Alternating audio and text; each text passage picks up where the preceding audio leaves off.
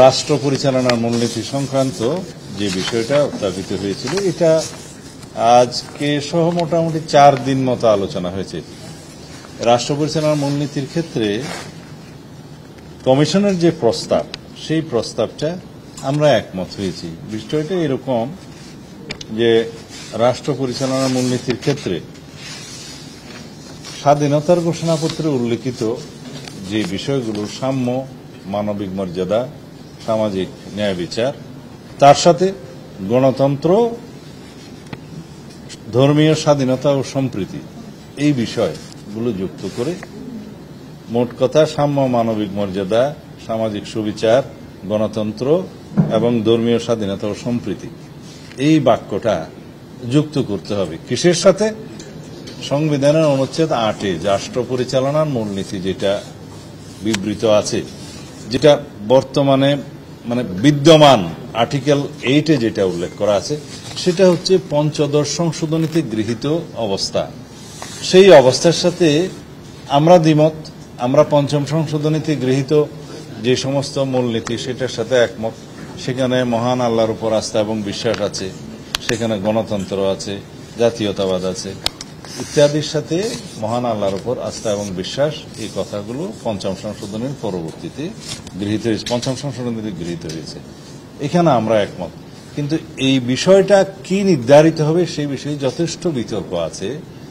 কিছু কিছু রাজনৈতিক দলের প্রস্তাব হচ্ছে যে 72 সংবিধানে যেভাবে ছিল, অর্থাৎ পঞ্চদশ সংশোধনীতে যেটা পুনর্বহাল করা হয়েছে, সেই জায়গায় তারা থাকতে চান এবং তার সাথে এটা যুক্ত করতে চান। তো এই বিতর্কের শেষ হয়নি। কিন্তু একটা বিষয়ে আমরা একমত হয়েছে, আমাদের দলের পক্ষ থেকে আমরা জানিয়ে দিয়েছি যে রাষ্ট্র পরিচালনার মূলনীতি অনুচ্ছেদ 8 কিভাবে সংশোধিত হবে, সংশোধিত হোক বা না হোক, কিভাবে নির্ধারিত হবে সেটা জাতীয় সংসদে নির্ধারিত হবে। কিন্তু যাহাই নির্ধারিত হোক, তার সাথে এই বাক্যটি আমরা উল্লেখ করতে, সংযুক্ত করতে আমাদের কোনো আপত্তি নাই, আমরা সম্মত। এটা হচ্ছে রাষ্ট্র পরিচালনার মূলনীতির বিষয়। এই বিষয়ে হয়তো ঐকমত্য কমিশন আপনাদেরকে আজকে ব্রিফ করতেও পারে অথবা পরবর্তীতে করতে পারে, যেহেতু এই বিষয়টা বিতর্ক আছে সেই জন্য। তবে আমাদের অবস্থানটা আমরা পরিষ্কার করছি, আগে যেভাবে বলেছি। একটা বিষয়ে আগে আলোচিত হয়েছিল এবং প্রায় সবাই এক জায়গায় এসেছিল, সেই বিষয়টা আজকে আলোচনা ব্যতি রেখে সবাইকে জিজ্ঞেস করা হয়েছে, সেটাতে আমরা একমত কিনা। বিষয়টা হল, আমরা আমাদের দলের পক্ষ থেকে আমি উপস্থাপন করেছিলাম যে রাষ্ট্রে সাংবিধানিকভাবে, সংসদীয়ভাবে বা যে কোনোভাবে স্বৈরতন্ত্রের উদ্ভব যাতে না হয়, ফেসিবাদের উৎপাদন যাতে না হয়, সেটা বন্ধ করার জন্য এক ব্যক্তি প্রধানমন্ত্রী পদে সর্বোচ্চ 10 বছরের বেশি বহাল থাকবেন না বা ওই পদে আরোহণ করতে পারবেন না। সেই প্রস্তাবটা আমাদের, সেটা যতবারই হোক, যত মেয়াদেই হোক, বছরটা সীমাবদ্ধ করে দেয়া হলো। তো এইখানে আমাদের সেই প্রস্তাবের সাথে আমাদের একটা শর্ত ছিল।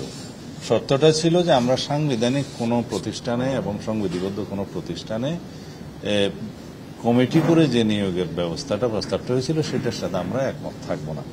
তবে পরবর্তীকালে আমরা আলাপ আলোচনা করে এবং আমরা উপযুক্ত বিবেচনা করেছি যে জাতীয় নির্বাচন কমিশনের গঠনটা সাংবিধানিকভাবে সংবিধানে যেন গঠন প্রক্রিয়াটা উল্লেখ থাকে। আইন তো আছে, কিন্তু সেই কমিটি, আপনারা নিশ্চয়ই ইতিমধ্যে সেটার সিদ্ধান্ত তো পেয়েছেন যে নির্বাচন কমিশন স্বাধীনভাবে যাতে নিযুক্ত হয়, নির্বাচন কমিশন যাতে নির্বাহী বিভাগের প্রভাবমুক্ত থাকে, সেই হিসাবে বিরোধী দল, সরকারি দল এবং জুডিশিয়ারির একজন সহ সেই কমিটি, তারা নির্বাচন কমিশন গঠন করবেন।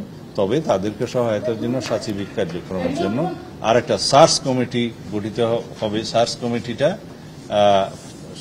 অনেকটা স্পিকারের অফিস থেকেই সেই সাচিবিক দায়িত্বটা পালন করবে।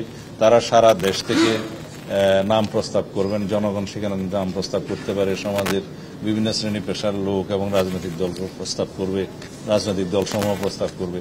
সেই নামগুলোর থেকে শর্ট লিস্টিং করে, স্ক্রুটিনি করে তারা সেটা ওই সর্বোচ্চ কমিটির কাছে প্লেস করবে এবং সেই সাংবিধানিক কমিটিটা যারা নির্বাচন কমিশন নিয়োগ করবেন, নির্বাচন কমিশনের সদস্য এবং প্রধান নির্বাচন কমিশনদের নিয়োগ করবেন, সেই কমিটির কাছে প্লেস করবে।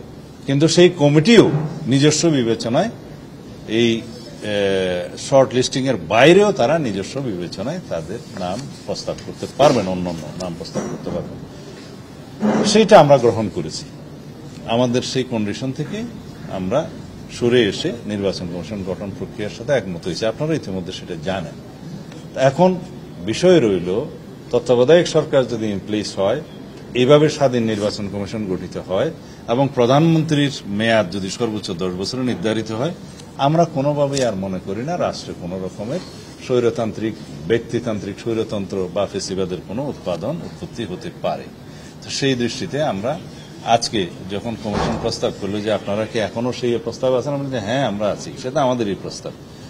তো সেইটাও আজকে হয়তো আপনাদেরকে জানাতে পারে যে ঐকমত্য কমিশন, যে প্রধানমন্ত্রীর মেয়াদ যতবারই হোক, যত মেয়াদেই হোক, সর্বোচ্চ 10 বছরের বেশি কোনো ব্যক্তি প্রধানমন্ত্রীর পদে থাকতে পারবেন না।